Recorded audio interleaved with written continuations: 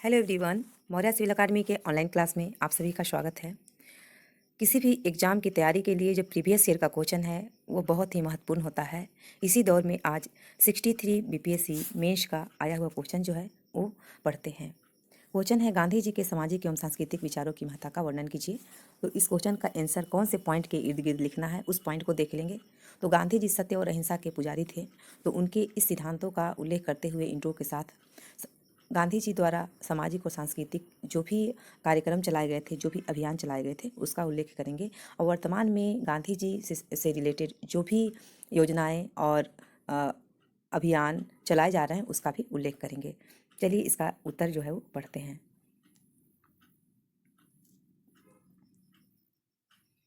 विश्व शांति और अहिंसा के अग्रदूत जो हैं वो महात्मा गांधी को माना जाता है। महात्मा गांधी जो थे वो विश्व में शांति और अहिंसा के अग्रदूत के रूप में रहे हैं, और उनकी लड़ाई नहीं मात्र राजनीतिक थी, वरना सामाजिक उत्थान के लिए भी वे बहुत कुछ किए हैं। तो वे राजनीति के साथ साथ शांति और समन्वय के दृष्टिकोण से जो है वो संपूर्ण भारत में सामाजिक समता को स्थापित करने के लक्ष्य से जो है वो अपने जो भी उनका अभियान था, जो भी उद्देश्य था, उसको लेकर सामने आए। देश की आज़ादी के लिए सत्य और अहिंसा को उन्होंने हथियार बनाया, और यह दुनिया को जीतने के लिए एक बहुत बड़ा हथियार है। इस रूप में भी उन्होंने साबित किया कि सत्य और अहिंसा के बल पर कोई भी लड़ाई जो है वो लड़ी जा सकती है। तो इसका उल्लेख करते हुए, जैसे कि आप लोग देख रहे हैं, लाइन बाई लाइन पढ़ने की कोई आवश्यकता नहीं है। उन्होंने क्या किया कि समाज में सामाजिक समता लाने के लिए, जाति पाति और अस्पृश्यता को खत्म करने के लिए, जो सामाजिक अन्याय है, महिलाओं को जो गौण दर्जा दिया गया है और शर्म को जो नीचा समझा जाता था कि ये शर्म करना गलत बात है, तो उन्होंने शर्म को नीचा नहीं समझा, बल्कि जो है शर्म को एक पूजा समझा और अपना कर्तव्य समझा। उन्होंने देश को एक अच्छे पायदान पे ले जाने के लिए और ये मनन किया, ये चिंतन किया कि आखिर हमारा देश जो इतना पिछड़ा है उसके पीछे कौन सा कारण है, और इन कारणों को ढूंढते हुए न कि उस कारण का निराकरण का उपाय किया, बल्कि उसके लिए जितने भी लोग थे, जो उच्च लोग थे, जो नेता थे, उन सभी को प्रेरित किया अपने उद्देश्यों से, अपने बात विचारों से, और उनको भी शामिल किया। इस लड़ाई में वे जंग भी जीते। तो उनके द्वारा जो चलाया गया था वह अस्पृश्यता निवारण। गांधी जी इंग्लैंड से लेकर दक्षिणी अफ्रीका तक जो है वो वकालत किए, और उन्होंने रंगभेद की जो नीति थी, नक्सलवाद की नीति, वो सभी को काफ़ी हद तक जो है वो समझे थे, उसको झेले थे। और 1893 से 1914 ईस्वी तक दक्षिण अफ्रीका में भारतीयों एवं अफ्रीकियों के वैधानिक अधिकारों की लड़ाई को जो है वो सफल नेतृत्व किया था। 1915 में जब वो भारत लौटे तो गांधी जी ने अस्पृश्यता निवारण के लिए आज़ादी की लड़ाई के साथ जो है उसको जोड़ दिया। जो अस्पृश्यता था, जात पात ऊंच नीच का जो भेदभाव था, उसको आज़ादी की लड़ाई के साथ जो है जोड़ दिया, क्योंकि वो जानते थे कि जब तक ये छोटी छोटी बातें जो बहुत बड़ी है ये ख़त्म नहीं होगी, तब तक हम एक साथ होकर आज़ादी की लड़ाई नहीं लड़ पाएंगे और सफल नहीं हो पाएंगे। तो उन्होंने इसको जोड़ते हुए, इसको मिटाते हुए, सामाजिक उत्थान करते हुए आज़ादी की लड़ाई को लड़ी। उन्होंने 1932 ईस्वी में हरिजन सेवक संघ की स्थापना की, और हरिजन को हरि की संतान, भगवान की संतान का संज्ञा जो है उन्होंने दिया है। ये सब आप देख लीजिएगा। और ये क्या है कि जितने भी उन्होंने जो कल्याणकारी कार्य किए, उसमें जो बालक बालिकाओं की शिक्षा हेतु विशेष ध्यान दिए, छात्रावास और विद्यालय का निर्माण करवाए। साथ ही जितने भी जो उच्च कुल के जो लोग थे, उनको कहा कि ये जो समाज इतना नीच चला गया है, हमारा जो सामाजिक अस्पृश्यता है, ये सब का कारण कहीं ना कहीं हम ही लोग हैं, और तुम लोग हो, हम लोग हैं। तो इसका निवारण या इसको खत्म करने का भी जिम्मेवारी हम सभी की है। तो गांधी जी ने जो जितने भी नेता थे उस समय, अग्रणी नेता, उन सभी का सहारा लेते हुए अस्पृश्यता निवारण कार्य जो है वो किया। उसके साथ ही मंदिर प्रवेश का अभियान को भी उन्होंने सफल बनाया। क्या था कि जो अछूत थे, जो दलित लोग थे, उन्हें मंदिर में प्रवेश जो है वो नहीं करने दिया जाता था। तो उस दौरान वे उस मंदिर में प्रवेश नहीं करते थे जहाँ पे दलित और हरिजन लोगों को मनाही था। इसके लिए उन्होंने बहुत ही लड़ाई लड़ी, और उनका साथ जो है वो अच्छे अच्छे लोगों ने दिया, और उसमें सफल भी हुए। तो जैसे आप लोग देख पा रहे हैं कि मंदिर प्रवेश के दौरान जो मीनाक्षी मंदिर है, और भी जो बैद्यनाथ मंदिर है, ये सभी में लड़ाई लड़नी पड़ी।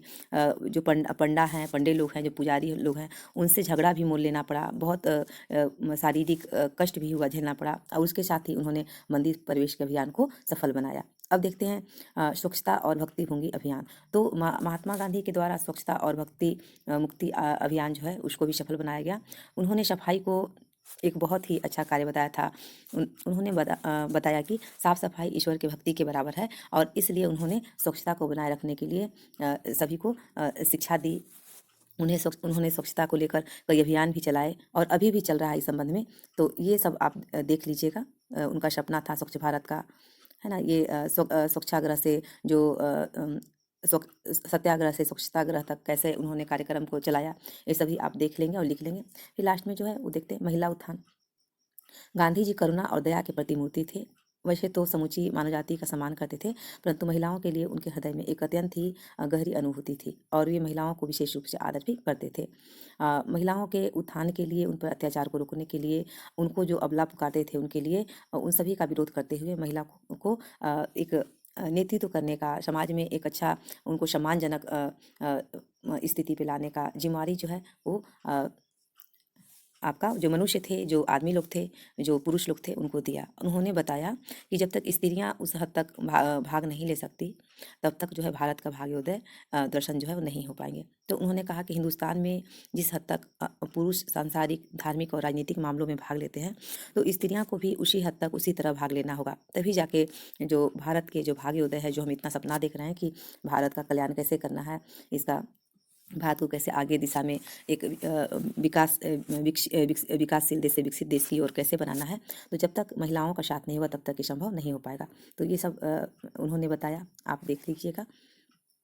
फिर है ग्रामोदय अभियान। ग्रामोदय अभियान भी उन्होंने दिया। ग्राम को उत्थान के लिए जो महात्मा गांधी मनरेगा चलाया गया और भारत गाँव का देश है, इसकी आत्मा गाँव में बसती है, ये सभी उन्हीं के द्वारा कहा गया है। तो गाँव को हम नज़रअंदाज करके, जो ग्रामीण लोग को नज़रअंदाज करके हम आगे नहीं बढ़ पाएंगे। जो भारतीय किसान है उनका साथ देना होगा। तो ये सभी जो है उनके द्वारा कहा गया, आप देख लीजिएगा। तो ग्रामोदय अभियान, उसके बाद शिक्षा द्वारा चरित्र निर्माण, इस पर भी उनका विचार जो है बहुत ही नेक था और उन्होंने शिक्षा को चरित्र निर्माण का एक जो है वो बहुत बड़ा शस्त्र जो है वो बताया कि शिक्षा के द्वारा हम अपने चरित्र का निर्माण कर सकते हैं, हम अपने जो अधिकार है उसको जान सकते हैं। तो ये जो है आप इसको देख सकते हैं। फिर है धार्मिक सहिष्णुता। तो धार्मिक सहिष्णुता बनाए रखने के लिए क्या करना होगा। ये गांधी जी मानव कल्याण वाले आचरण के धर्म को मानते थे। वे नहीं मानते थे कि ये हिंदू, मुस्लिम, सिख, ईसाई कोई भेद नहीं। मेरा धर्म सत्य और अहिंसा पर आधारित है। सत्य मेरा भगवान है और अहिंसा उसे साकार करने की साधन है। तो बहुत ही अच्छे अच्छे जो उनके द्वारा वक्तव्य दिए गए हैं, इस सभी को आप पढ़ लीजिएगा, एक बार देख लीजिएगा, ताकि जो नेक्स्ट बार इस तरह के क्वेश्चन पूछे या फिर जो भी लेख भी पूछेगा, तो उसमें हम सबको जो है वो हेल्प मिलेगा, बहुत ही बड़ा हेल्प मिलेगा। निष्कर्ष के रूप में आप देखिए कि गांधी जी एक प्रमुख राजनीतिक, दार्शनिक, सांस्कृतिक और समाज सुधारक होने के साथ साथ मानवता के सच्चे पुजारी थे और जिनका मुख्य उद्देश्य था एक ऐसे राम राज्य की स्थापना जहां सर्वोदय समाज की कल्याण हो। धन का नहीं, स्नेह और सहयोग की भावना होगी। घृणा एवं पृथकता नहीं, शोषण का स्थान नहीं होगा। परहित एवं संचय की प्रवृत्ति के स्थान पर त्याग की प्रवृत्ति होगी। लेकिन वर्तमान में कई मोर्चों पर